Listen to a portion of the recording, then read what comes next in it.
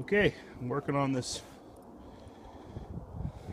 old 503 Everest fuel pump I'm getting out here, but we got a problem. It's spinning on the other side, and frankly I'm not gonna bother taking it all apart, so she's coming off, and this is how she's coming off. It's a cold chisel. That's how you deal with uncooperative bolts. So here we go. So if I can set this up so you can see.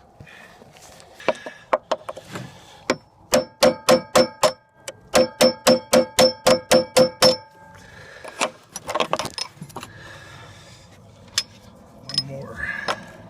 It's hard to hit and hold the.